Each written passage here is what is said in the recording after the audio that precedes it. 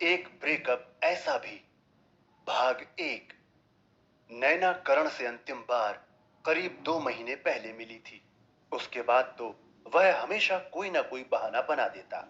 वह मुलाकात भी अजीब सी रही थी। इसी वजह से आज नैना ने ठान लिया था कि वह किसी भी हाल में करण से मिलकर ही जाएगी। 1 घंटे से वह वृंदावन रेस्टोरेंट में करण का इंतजार कर रही थी। हमेशा की तरह वह सही समय पर पहुंच गई थी। यह रेस्टोरेंट शहर से हटकर मगर बहुत खूबसूरत और शांत सा था। नैना और करण अक्सर यही मिला करते थे। आजकल करण उसके प्रति लापरवाह सा हो गया था। तभी तो वह अब तक नहीं आया था। थक कर नैना ने उसे फोन लगाया। क्या हुआ करण? मैं कब से इंतजार कर रही हूं यहाँ। ओके कहकर करण ने जल्दी से फोन काट दिया। थोड़ी देर बाद उसका शॉर्ट मैसेज आया। यार, बेटा साथ में है, इसे कुछ दिलाना था। बेटे को घर भेजकर सीधा वहीं आ रहा हूं। इसके करीब 20-25 मिनट बाद करण वहां पहुंचा। नैना नाराज थी। करण ने सफाई दी। यार, अब हमारा मिलना कठिन होने लगा है। बच्चे बड़े हो रहे हैं। उन्हें चकमा देकर आना आसान नहीं होता। बीवी भी नजर रखती है। बीवी तो पहले भी नजर रखती थी ना करण। यह तो कोई बात नहीं हुई। जहां तक बच्चों का सवाल है तो उन्हें बोर्डिंग स्कूल या हॉस्टल भेज दो, या फिर उनसे कह दिया करो कि ऑफिस के काम से जा रहा हूं। यार, संडे ऑफिस कहाँ होता है। और फिर वे बड़े हो रहे हैं। उनके इतने दोस्त हैं। किसी ने कहीं हमें साथ देख लिया तो बेकार शर्मिंदगी उठानी पड़ेगी। यह तो बड़ी अच्छी बात कही तुमने। प्यार करना शर्मिंदगी कब से हो गई? तुम नहीं समझोगी नैना। हाँ, यह तो बिल्कुल सच है। न मैं आज तक तुम्हें समझ सकी और न तुम्हारे प्यार को। अगर राज मुझसे सही माने में प्यार करने वाला पति होता तो मैं शादी के बाद तुमसे रिश्ता रखती ही नहीं। मगर उसे अपने बिजनेस के अलावा किसी से प्यार नहीं। एक तुम थे और 20 साल पुराना हमारा प्यार था। और तुम्हें भी अब मेरे लिए समय निकालना कठिन हो रहा है। तुम मुझसे बचने की कोशिश करने लगे हो। नैना रुआंसी होकर बोली। ऐसा नहीं है नैना। बस वक्त और परिस्थितियां बदल रही हैं। वरना भला मैं तुमसे बचने की कोशिश क्या कभी कर सकता हूं? बात जो भी हो करण, पर मैं तुमसे दूर नहीं रह सकती। मैं तुमसे कितना प्यार करती हूं यह तुम भी जानते हो ना। मैं क्या प्यार नहीं करता? तुम्हारे पिछले बर्थडे पर भी मैंने सोने की अंगूठी गिफ्ट की थी। उससे पहले भी याद है हमारी लास्ट मुलाकात, जब हम मार्केट गए थे और वहां तुम्हें एक ड्रेस पसंद आ गई थी। तुम्हारी आंखों में उस ड्रेस की इच्छा देखते ही मैंने उसे तुरंत पैक करवा लिया था। तुम मेरे लिए बहुत खास हो नैना। और आज से नहीं, हमेशा से। बस बात यही है कि तुम मुझे समझ नहीं पाती हो। पिछले साल अक्टूबर में शालू ने मुझे तुम्हारे साथ देख लिया था। मैंने लाख बहाने बनाए, मगर उसके दिल में यह बात बैठ गई है कि हम दोनों का चक्कर है। उसके शक पर उसकी सहेली ने भी मुहर लगा दी, क्योंकि उसने भी मुझे तुम्हारे साथ देख लिया था। इसलिए कह रहा हूं कि अब हमें थोड़ी दूरी बना लेनी चाहिए नैना। उस रात नैना बहुत उदास थी। करण का व्यवहार उसे अंदर तक आहत कर गया था। अब वह अपनी जिंदगी से जुड़े इस अध्याय के संदर्भ में एक फैसला लेना चाहती थी। ऐसा पहली बार नहीं हुआ था। आजकल अक्सर ऐसी बातें होने लगी। 1 साल से करण उससे मिलने से कतराता रहा है। कभी कोई बहाना बना देता है तो कभी कोई समस्या। उनकी लास्ट मीटिंग 2 महीने पहले हुई थी। और फिर आज वह फैसला लेना चाहती थी कि अब उसे अपने दिलो दिमाग में करण की दखलंदाजी बंद कर देनी चाहिए, या जैसा चल रहा है उसी में खुश रहे। अपनी आंखें बंद कर बिस्तर पर औंधी लेटी नैना बहुत देर तक सोचती रही। हर बार उसके दिल में एक ही बात आ रही थी कि करण अब उससे प्यार नहीं करता। उसका अपना परिवार है, परिवार की जिम्मेदारियां हैं, और वह उसी में व्यस्त रहता है। अब वह उससे मिलने को पहली सी चाहत नहीं रखता। फिर जबरदस्ती उसे इस रिश्ते को ढोने को मजबूर क्यों किया जाए? आखिर उसकी भी सेल्फ रिस्पेक्ट है। बस, फिर क्या था। नैना एक मेल लिखने बैठ गई। मेल की शुरुआत उसने उन दिनों की यादों से की जब वह नई नई कॉलेज गई थी, और वहीं फ्रेशर पार्टी के दिन उसकी मुलाकात करण से हुई थी। करण उससे सीनियर बैच में था। उसने लिखना शुरू किया। मुझे आज भी याद है वह दिन। जब कॉलेज फ्रेशर पार्टी के दौरान मैं सबसे अलग हटकर दूर खड़ी थी। शायद मैं कंफर्टेबल महसूस नहीं कर रही थी। तब तुम मेरे करीब आए थे, मुझे चीयर अप करने। तुमने मुझे अपने दोस्तों से मिलवाया, उस माहौल में कंफर्टेबल फील कराया। उस दिन हमारी दोस्ती हो गई। तुम मेरी बहुत केयर करने लगे थे। तुम्हारी नजरें हमेशा मुझे ढूंढती रहती थी। यही बात मुझे सबसे ज्यादा पसंद थी। हम अक्सर साथ समय बिताने लगे। मुझे महसूस होने लगा जैसे मैं तुमसे प्यार करने लगी हूं। मैं यह बात तुमसे कहना चाहती थी, मगर कह नहीं पा रही थी। तब एक दिन तुमने मुझे एक खत देकर अचंभे में डाल दिया। एक ब्रेकअप ऐसा भी, भाग 2। कितने प्यार से लिखा था तुमने कि नैना, यदि तुम मेरी जिंदगी में नहीं आई होती तो शायद मैं समझ नहीं पाता कि प्यार क्या होता है। तुम्हारे आते ही हवाएं महकने लगती हैं, दिल की धड़कनें बढ़ जाती हैं, बातें ज़बां पर आकर अटक जाती हैं। सब कुछ भूल जाता हूं, बस तुम्हारे बारे में ही सोचता रहता हूं। क्या तुम्हें नहीं लगता कि हमें प्यार हो गया है? अगर हां तो मुस्कुरा दो, और अगर ना तो यह कागज कहीं दबा दो या नष्ट कर दो। मैंने तुम्हारा यह खत पढ़ा और मेरी सांसें तेज चलने लगी थी। चाह कर भी मैं तुम्हारी तरफ देख नहीं पा रही थी। पलकें झुकाकर वहीं बैठी रही। तुम घबरा रहे थे कि कहीं मेरा जवाब ना तो नहीं। तभी मैंने पलकें उठाई और मुस्कुराकर तुम्हारी तरफ देखा। तुम प्यार से मेरी तरफ ही देख रहे थे। मुझे बहुत शर्म आई और मैं वहां से उठकर भाग गई। फिर पूरे दिन तुम मेरे पीछे पड़े रहे। तुम वे 3 जादुई शब्द सुनना चाहते थे। शाम हो रही थी, सूरज बादलों की आगोश में खो चला था। तभी मैंने तुम्हारी बाहों में समाते हुए कह दिया था कि हाँ करण, मैं भी तुमसे बहुत प्यार करती हूँ।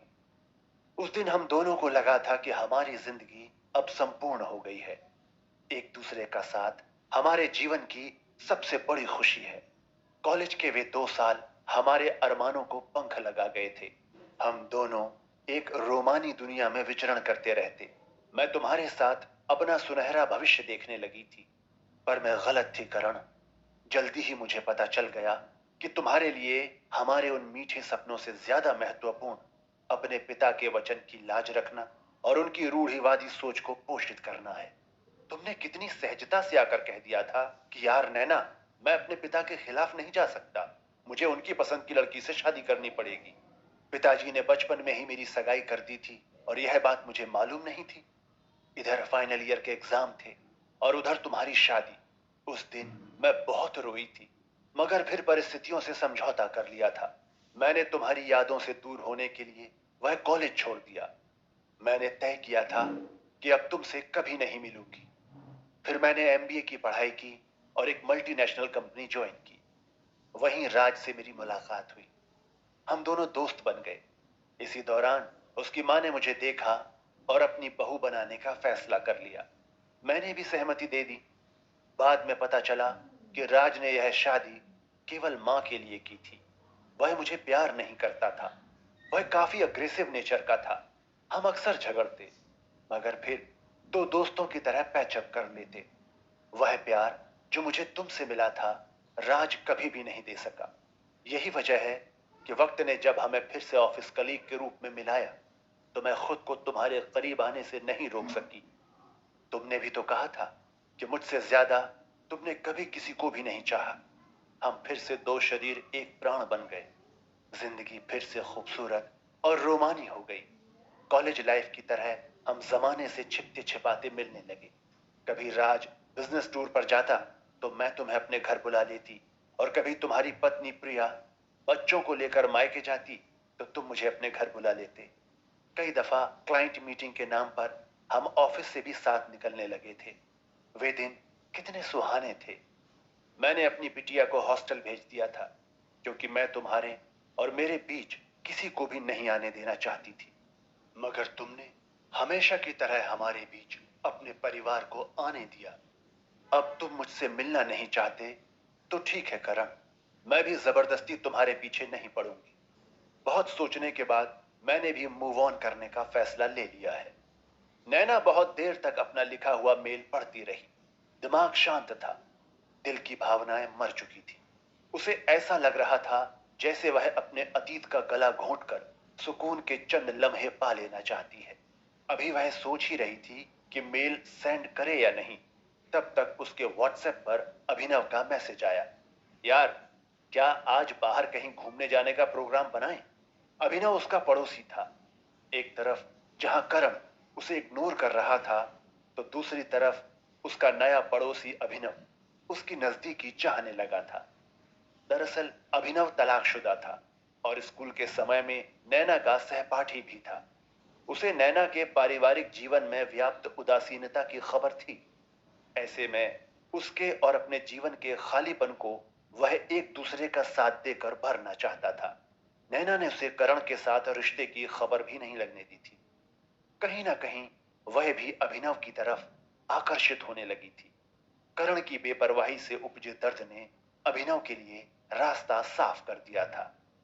ऊहापोह की धुंध किनारे कर उसने सेंड बटन पर क्लिक कर दिया और मुस्कुरा उठी। ऐसा लगा जैसे दिल पर 100 मन भारी रखा पत्थर हट गया हो और अब वह खुलकर सांस लेने को आजाद हो।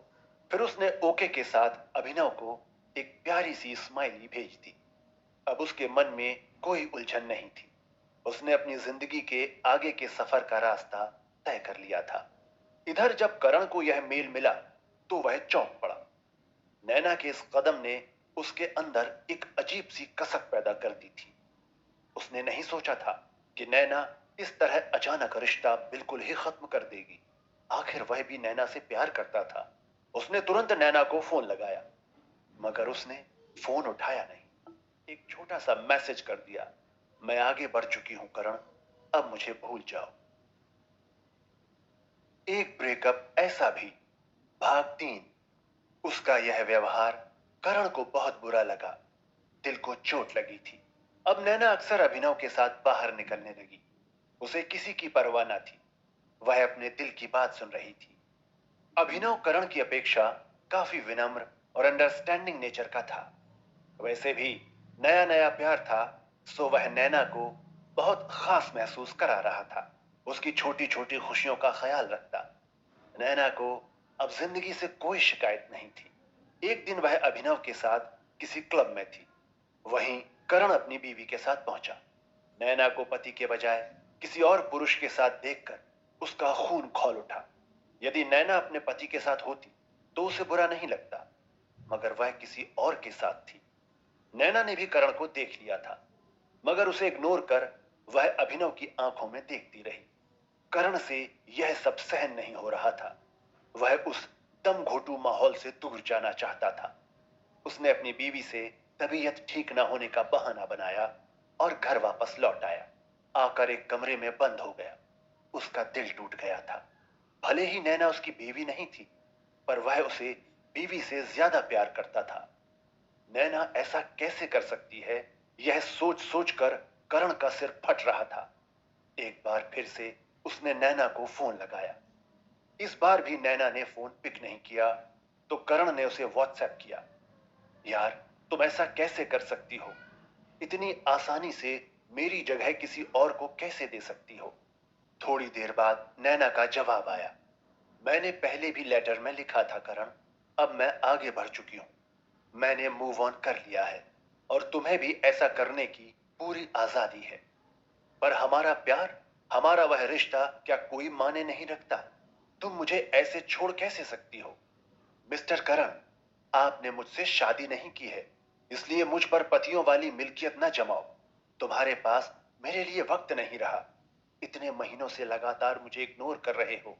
यह तो मेरी बेवकूफी थी कि मैं फिर भी प्यार की उम्मीद करती रही। देखो करण, तुम्हारे लिए हमेशा से तुम्हारा परिवार अधिक महत्वपूर्ण रहा है। तुमने हमेशा मुझसे ऊपर अपने घर वालों की इच्छा और जरूरतों को रखा। पहले अपने पिता के कारण मुझसे शादी नहीं की, अब बीवी बच्चों के चलते तुम्हारे पास मेरे लिए समय नहीं। तुमने कभी भी मेरी परवाह नहीं की। ऐसे में भला इस तरह के सवाल करने का हक तुम्हें किसने दिया? नैना का रूखा जवाब उसे अंदर तक आहत कर गया। कहीं ना कहीं वह नैना को दिल से चाहता था, इसलिए शादी के बावजूद उसे अपना बनाकर रखा था। पर आज उसके दिल का वह कोना रो रहा था। वह पूरी रात बेचैन रहा। बीवी ने कारण पूछा तो टाल गया। अगले दिन ऑफिस के काम में उसका बिल्कुल भी मन नहीं लगा, तो उसने नैना को जवाब देने की सोचा। उसने नैना के मेल का जवाब लिखना शुरू किया। नैना, तुम मुझे कभी नहीं समझ पाई, मेरे प्यार को भी महसूस नहीं कर पाई। याद है जब कई वर्षों बाद दोबारा तुम्हें ऑफिस में अपनी कलीग के रूप में देखा था, तो मैं कैसे रो पड़ा था, तुम्हें गले से लगा लिया था। दिल किया था कि तुम्हें खुद में ऐसे समेट लूं कि तुम कभी भी दूर ना जा सको, पर मैं गलत था। तभी तो तुमने मेरी कोई परवाह नहीं की और ऐसे अचानक ब्रेकअप कर लिया। तुमने किसी और को अपनी जिंदगी में शामिल कर दिया। मुझे तुमसे ऐसी उम्मीद कतई नहीं थी। तुम्हें शायद हमारी वे मुलाकातें याद नहीं जब केवल तुम मेरे साथ थीं और कोई नहीं था। बीवी से ऑफिस ट्रिप का बहाना बनाकर मैं तुम्हें कश्मीर लेकर गया।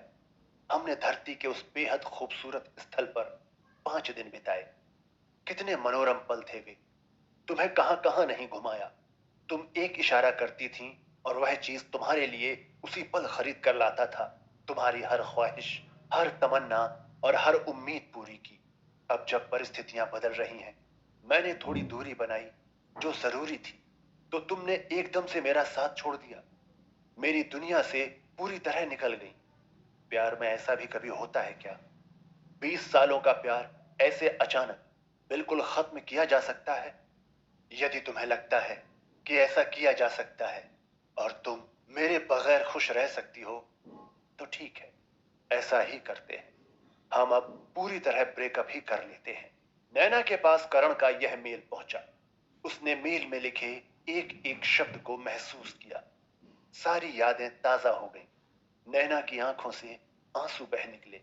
बहुत देर तक वह उस मेल को बार बार पढ़ती रही और रोती रही। कुछ देर बाद उसने अपना चेहरा धोया, कपड़े बदले और फिर से चेहरे पर मुस्कान सजाकर अभिनव को फोन लगाया। अभिनव, आज मैं चाहती हूं कि तुम मुझे कहीं ऐसी जगह ले जाओ जहां मुझे दुनिया की कोई तकलीफ, कोई दर्द, कोई याद मेरे पास ना भटके। बस केवल मैं हूं, तुम्हारा प्यार हो और एक सुकून हो। जैसी आज्ञा मैडम, अभिनव ने जवाब दिया। नैना का चेहरा संतोष और सही फैसले की मजबूती से चमक उठा। उसकी जिंदगी में अब करण कहीं नहीं था। आपने सुनी